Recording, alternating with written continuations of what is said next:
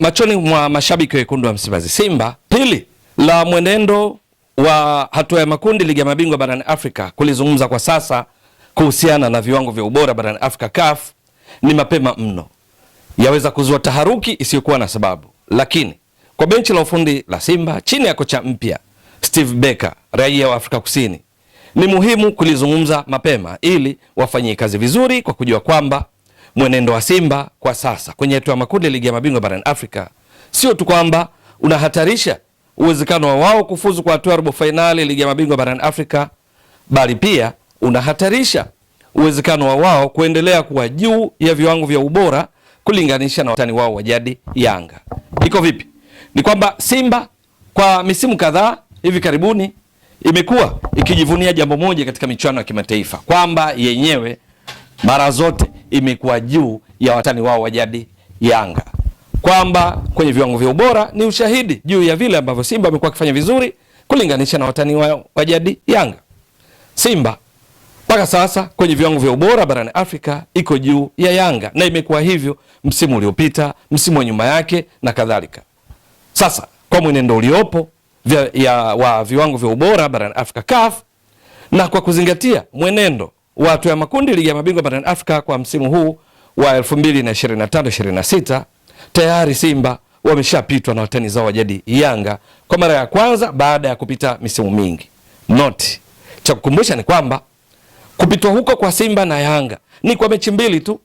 Kwa mwenendo uliopo hivi sasa, bado kila timu miongoni mwa timu 16 zinazoshiriki ligi ya mabingwa barani Afrika hatua ya makundi, lakini pia timu nyingine 16 zinazoshiriki hatua ya makundi kombe la shirikisho barani Afrika, bado kila moja zina mechi 4 mkononi, na hivyo kuweza kuamua juu ya hatima yao, kwamba zile ambazo hivi sasa zinaonekana kileleni zaweza kupinduliwa pale juu zikashuka, alafu za mkiani zinaweza zikapanda, kwa sababu michezo minne ni michezo mingi inayozaa pointi 12 endapo timu inashinda zote. Lakini kwa mwenendo uliopo sasa, kama unakuwa hivi mpaka mwishoni mwa kukamilika kwa hatua ya makundi, mechi 6 kwa kila timu kwa michuano ya kombe la shirikisho, kwa michuano ya ligi ya mabingwa barani Afrika, maana yake Simba itakuwa chini ya Yanga, na hilo ni jambo ambalo kocha Steve Barker, benchi la ufundi la Simba, wachezaji wao wanapaswa kulijua, na iwe chachu ya wao kuongeza jitihada zaidi katika mechi 4 zilizobaki, zikiwamo mechi za kucheza nyumbani na ugenini dhidi ya Esperance de Tunis, lakini pia mechi za marudiano dhidi ya Petro Atletico ambayo Simba atakwenda kule nchini Angola, na pia kuna mechi ya kucheza nyumbani dhidi ya Stade Malien. Iko vipi? Ni kwamba wakati msimu huu ukiingia 2025 2026, miongoni mwa klabu 10 zilizokuwa zikiongoza kwa viwango vya ubora wa CAF ndizo hizo ambazo hata sasa ukiangalia kwa mwenendo unaoendelea, wengine hupenda kuita live score, kwamba kila mmoja kwenye nafasi alionayo kwenye kundi lake, ukiangalia viwango vya ubora, basi zile zilizokuwa top 10 ndizo ambazo zimo ndani ya top 10. Lakini kilichotokea ni mabadiliko ya nafasi katika baadhi ya timu, na miongoni mwa zilizoathirika katika viwango vitokanavyo na kuendelea kwa michuano ya ligi ya mabingwa na kombe la shirikisho baada ya mechi 2, Simba ni miongoni mwa zile ambazo zimeathirika, kwa sababu tu imepoteza mechi zake zote 2 za hatua ya makundi, huku wapinzani wao katika kuania viwango vya ubora vya juu wangali wakiwa wamefanya vizuri. Tunakumbuka vizuri wakati msimu ukiingia, katika orodha ya viwango vya ubora ambao kwa kawaida CAF huangalia performance ya misimu 5, ambapo timu ikiingia walau kwenye hatua ya makundi ligi ya mabingwa barani Afrika ama kombe la shirikisho, ndipo huvuna points, na kisha jumla ya pointi hizo kulinganishwa kwa kila timu katika descending order, katika namna ya kupungua, nani anakuwa juu, nani anafuatia, mpaka mwisho ni kwamba Al Ahly waliingia kwenye msimu huu wakiwa bado wako juu, wakiwa na pointi 51, lakini waliofuatia walikuwa ni Mamelodi Sundowns Afrika Kusini ambao wao walikuwa na pointi 43. Wanaofuatia nafasi ya 3 walikuwa ni Esperance de Tunis, wao wakiwa na pointi 38. Nafasi ya 4 ni RS Berkane ambayo pointi zake ni 37. Halafu nafasi ya 5 ni Pyramids ya Misri ambayo alama zake ni pointi 33, sawa na Simba ya nafasi ya 6 ambayo yenyewe Simba ya Tanzania ilikuwa na alama 33 kama Pyramids, lakini Pyramids wamepata pointi nyingi hivi karibuni na ndio maana walikuwa juu ya Simba. Kwa sababu Pyramids ni mabingwa wa ligi ya mabingwa barani Afrika msimu uliomalizika 24-25, Simba wakifika fainali ya kombe la shirikisho. Pyramids wakawa wamevuna pointi nyingi zaidi hivi karibuni kuliko Simba. Kwa taratibu za CAF, mkilingana points kwenye viwango vya ubora, yule aliyekusanya pointi nyingi hivi karibuni ndiye anayekuwa juu ya mwenzake. Kwa hiyo Simba ya 6. Ya 7 Zamalek ya Misri ikiwa na alama 29. Ya 8 ni USM Alger, ilianza msimu ikiwa na pointi 27. Ya 9 Yanga ya Tanzania, watani wa jadi wa Simba, walianza msimu huu wakiingia na pointi 25. Halafu ya 10 ikikamilisha top 10 za viwango vya ubora wakati wa kuingia msimu huu ni Al Hilal Omdurman ya Sudan ikiwa na pointi 24. Yes, Al Hilal Omdurman pointi 24. Sasa kwa kawaida tunatambua baada ya msimu kuanza mpya, timu zilizoingia hatua ya makundi zikishaanza kucheza ni kwamba wale wawili wa juu ndio huenda hatua ya robo finali. Kwenye kombe la shirikisho timu mbili za juu zinazokwenda robo finali hupata pointi mbili, ambapo huwa tunazidisha mara 5, unapata pointi 10 kwa msimu unaoendelea. Ufafanuzi juu ya pointi zinavyopatikana, namna zinavyozidishwa kwa coefficient number, hili tumeshalifafanua mara kadhaa kwenye vipindi vyetu.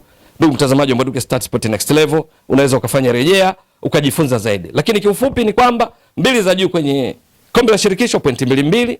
Timu inamaliza nafasi ya 3 inapata pointi 1 mara 5 unapata pointi 5, alafu inamaliza nafasi ya 4 yani mkiani inapata pointi 0.5, ukizidisha mara 5 inakuwa pointi 2.5 ambazo unaongeza na pointi ilizoingia nazo kupata jumla ya pointi ambazo timu inakuwa imezipata baada ya hatua makundi kukamilika. Ukienda robo finali ndio pointi hizo. Ukienda nusu finali kombe la shirikisho ni pointi 3 unazidisha mara 5 inakuwa pointi 15. Ukienda finali ni pointi 4 mara 5 pointi 20. Ukienda ukitoa ubingwa katika kombe la shirikisho unapata pointi 5 mara 5 inakuwa 25.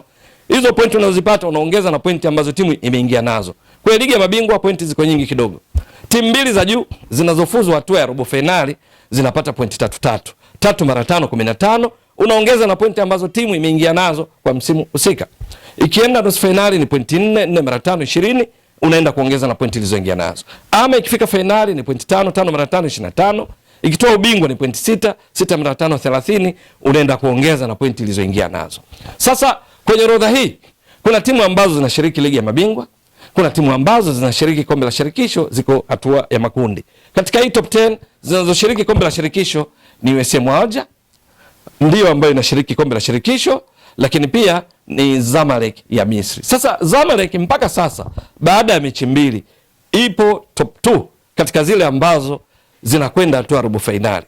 Lakini msisitizo, robo finali hii itakuwa vivyo hivyo kwa Zamalek na timu nyingine ambazo ziko miongoni mwa top 2 endapo tu zitabaki katika nafasi hizo. Ikumbukwe bado mechi 4. Hapa tunazungumzia viwango kulingana na mwenendo uliopo, lakini kiuhalisia viwango vya ubora hufahamika baada ya mechi zote 6 hatua ya makundi kukamilika, na kisha zile zinazoendelea mbele zaidi hupata pointi zaidi na hivyo kuwa na nasibu ya kujiongezea uwezekano wa kuwa juu zaidi kuliko timu nyingine. Lakini alimradi lazima kukamilika kwanza kwa hatua ya makundi. Ndio maana tunasema kwa mashabiki inaweza ikazua taharuki pasi na sababu, hasa kwa timu ambazo ziko mkiani kama Simba. Lakini kwa benchi la ufundi la Simba chini ya kocha mpya Steve Barker ni vizuri kujua ukumbusho huu ili wao na wachezaji wao wakaze zaidi, waongeze jitihada wakijua kwa mara ya kwanza baada ya misimu kadhaa kupita wanapitwa na watani zao jadi Yanga ambao wako katika mwenendo mzuri kwa msimu huu 2025-26 kwenye ligi ya mabingwa hatua ya makundi. Sasa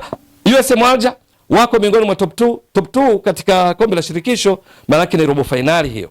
Maana yake wakimaliza kwa nafasi hii miongoni mwa top 2 kwenye kundi lao watapata pointi 2 ambazo huzidishwa mara 5 na kuwa pointi 10. Ukiongeza na hizi 27, maana yake USM Alger kwa mwenendo unavyoendelea wana pointi 37. Wakidumisha nafasi hiyo kuwa miongoni mwa top 2 na kwenda robo finali tayari watakuwa na pointi 37, huku pia wakiwa na uwezekano wakiziongeza zaidi endapo watapiga hatua zaidi nusu kwenda finali mpaka kutoa ubingwa.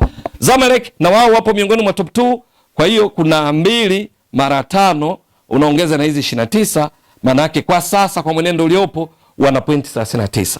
Lakini ukija kwa Al Ahly, wao wapo miongoni mwa top 2 kwenye kundi lao la B, ndo wanaongoza Al Ahly ya Misri wakiwa na pointi 4. Kwa hiyo kitendo cha kuwa miongoni mwa timu mbili za juu kwenye hatua ya makundi, kama Al Ahly wanaendelea hivi hivi mpaka mechi 6 zinakabilika, maana yake watakwenda robo finali kwa kuwa miongoni mwa top 2. Robo finali ligi ya mabingwa ni 3 mara 5, kwa sababu unapata pointi 5 ukiongeza na hizi 51, maana yake itakuwa 15 jumlisha 51. Al Ahly watakuwa na pointi 66. Mamelodi Sundowns nao wapo miongoni mwa top 2, kwa hiyo utaongeza 3 mara 5. Top 2 ya ligi ya mabingwa, maana timu zinazoshiriki kombe la shirikisho tumezidisha mara 2 kwa kuwa miongoni mwa top 2 ni 2 tu, Zamalek na USM Alger. Hizi nyingine zote zilizobaki miongoni mwa timu 10 bora kwa viwango vya ubora wakati tukiingia msimu zinashiriki ligi ya mabingwa barani Afrika. Kwa hiyo Mamelodi Sundowns ukiongeza 15 hapa utapata pointi 58 walizonazo mpaka sasa, na zote hizi kwa ujumla tu zote zina uwezo wa kuongeza pointi hizo au kuwa kama zilivyo. Hata huku pia zote zina uwezo wa kuongeza au kubaki kama zilivyo, kwa sababu bado zimo katika hatua ya makundi ligi ya mabingwa barani Afrika na kombe la shirikisho. Esperance de Tunis wao wako nafasi ya 3 kwenye hatua ya makundi kwenye kundi lao la D, wakiwa na Wekundu wa Msimbazi Simba, wakiwa na Petro Atletico, wakiwa na Stade Malien. Kwa watatu kwenye ligi ya mabingwa, maana yake unapata pointi 2 ndizo utakazozidisha mara 5 kuongeza na pointi walizonazo Esperance de Tunis, ambapo utapata 10. 2 mara 5 10, ongeza 38 na kwa pointi 48. Vipi kuhusu RS Berkane? Nao wapo miongoni mwa timu mbili za juu kwenye kundi lao. Kwa sababu hiyo kwenye ligi ya mabingwa huwa tunazidisha 3 mara 5 endapo watamaliza katika nafasi hii miongoni mwa timu mbili za juu kwenye kundi lao kwenye ligi ya mabingwa barani Afrika na kwenda robo finali, ambapo watapata pointi 15 ukiongeza 37, maana yake hapo unazungumzia RS Berkane wana pointi 52. Halafu kuna Pyramids wamo miongoni mwa timu mbili za juu, nao wana 3 mara 5 15, ongeza ina 33 itakuwa 15, ongeza 33 inakuwa pointi 48 Pyramids. Lakini Wekundu wa Msimbazi Simba, bahati mbaya sana, ndipo hapa tunakumbusha kwa Steve Becker, benchi lake la ufundi na wachezaji Wekundu wa Msimbazi Simba kina Elimpanzo Kibisawala, Steve Dese Mkwala, Neo Maema, ni kwamba lazima waongeze jitihada, kwa sababu hivi sasa kuwa kwao mkiani kwenye ligi ya mabingwa barani Afrika, endapo atamaliza kwenye nafasi hiyo, maana yake Simba atapata pointi 1, unazidisha mara 5 inakuwa pointi 5, ambazo ukiongeza na 33 inakuwa pointi 38. Halafu Zamalek tayari tumeshaonyesha, USM Alger tumeshaonyesha. Yanga kwenye kundi lao la B wakiwa na Al Ahly, wakiwa na JS Kabylie, wakiwa na FAR Rabat. Yanga mwenendo wao ni mzuri mpaka sasa, wapo miongoni mwa top 2 wakiwa nafasi ya pili, wana pointi 4 sawa na vinara Al Ahly ya Misri, lakini wanazidiwa tofauti ya mabao ya kufunga na kuruhusu. Kwa sababu hiyo wana pointi 3 ambazo ukizidisha mara 5 inakuwa 15, ukiongeza na 25, maana yake Yanga inakuwa na pointi 40. Halafu inaokamilisha orodha ya top 10 kwa viwango vya ubora vitokanavyo na pointi ambazo timu zimeingia nazo kwa msimu wa 2025-26 ni Al Hilal Omdurman ya Sudan yenye pointi 24. Yenyewe nayo kwenye kundi lake ni miongoni mwa zilizo kwenye top 2. Kwa sababu hiyo tayari na pointi 3 unazidisha mara 5 kwenye ligi ya mabingwa inakuwa 15, ongeza 24 ni pointi 39. Kwa mwenendo uliopo sasa, miongoni mwa zile klabu 10 bora barani Afrika ndizo bado zipo ndani ya 10 bora, hazijazidiwa. Lakini orodha sasa inabadilika kidogo na kuwa kama ifuatavyo. Ya kwanza inakuwa Al Ahly bado ikiwa na pointi 66. Hii ndio namba 1 kwa sababu ina pointi nyingi kuliko timu zote. Ya pili bado ni Mamelodi Sundowns ina pointi 58. Hakuna ukiondoa Al Ahly inayofikia Mamelodi kwa pointi nyingi hizo. Ya tatu tutaona haiwi tena Esperance de Tunis, kwa sababu Esperance ina pointi 48. Inasuasua kwenye kundi lake ambalo ipo pamoja na Simba na Petro Atletico ya Angola na Stade Malien, ikiwa nafasi ya 3, na hivyo pointi zake matokeo yake zipo chini kulinganisha na RS Berkane ambayo pointi zake sasa ziko 52. Kwa RS Berkane ni ya 3 hapa kwa sababu inaonekana na pointi nyingi kuliko timu nyingine zote baada ya Al Ahly na Mamelodi. Inayofuatia kuna yenye 49 hakuna, 50 hakuna, 48 manake kuna Esperance, kuna Pyramids. Lakini Esperance na Pyramids zinalingana points zote 48. Iliyovuna pointi nyingi zaidi kwa sasa, mwenendo ukiendelea watu wa makundi ligi ya mabingwa na kombe la shirikisho, ni Pyramids, kwa sababu imo miongoni mwa top 2. Kwa lugha nyingine, imo katika nafasi mbili za kufuzu hatua ya robo finali, wakati Esperance de Tunis pointi ilizovuna ni chache kwa sababu ipo nafasi ya 3, haimo miongoni mwa zinazofuzu robo finali kwa nafasi iliyopo, endapo itabaki na hiyo mpaka baada ya mechi 6 kukamilika. Hili nalieleza mara kwa mara kwa sababu bado viwango halisi vitapatikana baada ya mechi zote 6 kuchezwa na kila timu. Lakini kwa mwenendo unaoendelea sasa, baada ya mechi mbili, hawa Pyramids wanakuwa juu, wanashika nafasi ya 4, Esperance inakuwa nafasi ya 5, kwa sababu tu Pyramids wamekusanya pointi nyingi zaidi hivi karibuni kwa mwenendo unaoendelea, kulinganisha na Esperance wakiwa wamekusanya pointi 15, wakati Esperance wamekusanya pointi 10 wakiwa nafasi ya 3. Wanaofuatia baada ya hizi, unakuja ukiangalia Simba pointi 38 zinazidiwa na Zamalek 39, inazidiwa na Al Hilal, lakini kuna Yanga na pointi 40. Hapa ina maana ndio inakuwa nafasi ya 6 Yanga, kwa sababu ina pointi nyingi kulinganisha na hizi nyingine zilizobaki baada ya hizi 5 za juu. Inayofuatia baada ya 40 Yanga, tutaangalia yenye pointi 39. Pointi 39 hapa unaikuta kuna Al Hilal Omdurman, kuna Zamalek, ndio ambazo zinaweza zikashika nafasi ya 7. Ya 7 sasa hapa, kwa sababu zote zina pointi 39. Utaratibu ni ule. Nani aliyekusanya pointi nyingi zaidi hivi karibuni kwa mwenendo uliopo? Al Hilal wanashiriki ligi ya mabingwa, wamekusanya pointi 15, 3 mara 5, 15. Wakati Zamalek sawa wana pointi 39, lakini pointi walizonazo ni 2 mara 5, pointi 10, kwa sababu wao wako kwenye kombe la shirikisho. Kwa hiyo nafasi ya 7 inakuwa ni Al Hilal Omdurman, halafu nafasi ya 8 ndipo inakuwa Zamalek ya Misri. Ya 9 itakuwa ni Simba sasa mnyama ambaye ana pointi 38, ya 9, huku ya 10 ikiwa ni USM Alger yenye pointi 37. Kwa viwango vya ubora imebadilika kwa mwenendo uliopo hivi sasa baada ya mechi mbili. Steve Becker na benchi lake la ufundi na wachezaji wao wanapaswa kujua kwamba tayari Simba imepitwa baada ya mechi mbili, kwa sababu imepitwa na nani? Na Yanga ambao ni mtani wake wa jadi. Wa kwanza ni Al Ahly yenye pointi 66, ya pili Mamelodi yenye pointi 58, ya 3 ni RS Berkane yenye pointi 52, ya 4 ni Pyramids na pointi 48, ya 5 ni Esperance de Tunis na pointi 48, ya 6 ni Yanga ya Tanzania yenye pointi 40, ya 7 ni Al Hilal Omdurman yenye pointi 39, ya 8 ni Zamalek yenye pointi 39, ya 9 ndipo Simba unaikuta yenye pointi 38, ya 10 Al Hilal Omdurman ambayo ya 10 ni USM Alger ya Algeria yenye pointi 37. Msisitizo, viwango halisi vinapatikana baada ya mechi zote 6 za hatua makundi kufanyika. Kwa hiyo taarifa hii kwa mashabiki ifahamike kwamba isizue taharuki, kwa sababu bado kuna mechi 4 kwa kila timu. Za juu zinaweza kwenda chini, za chini zinaweza kwenda juu. Lakini kwa benchi la ufundi ndio msisitizo kufahamu juu umuhimu wa kushinda mechi dhidi ya Esperance de Tunis, kushinda mechi dhidi ya Stade Malien, kushinda mechi dhidi ya Petro Atletico, kati ya mechi 4 zilizobaki, ili ipindue meza kibabe kama Simba ilivyowahi kufanya msimu wa 2022-2023, pale ambapo mechi 2 za kwanza ilizipoteza zote.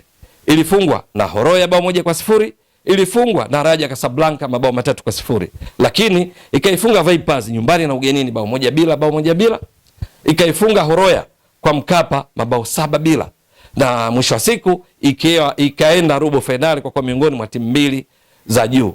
Wao wakawa wamefuzu kutoka katika kundi lao, wao na Raja Casablanca. Sasa kile walichoifanyia Vipers ya Uganda msimu huu 2022-2023 wakiweza wakifanye kwa Esperance de Tunis, kwa kuwafunga kule Tunisia, kuwafunga nyumbani. Ni ngumu, lakini inawezekana. Simba ni wazoefu wa michuano hii. Lakini kama sio kuifunga nyumbani na ugenini Esperance de Tunis, inaweza kashinda mechi 1 dhidi ya Esperance de Tunis, afu ikawafunga Petro kwao Angola, ikawafunga Stade Malien watapokuja nchini Tanzania jijini Dar es Salaam. Inawezekana. Sio kazi rahisi, lakini inawezekana, na Simba alishathibitisha hivyo msimu wa 2022-2023.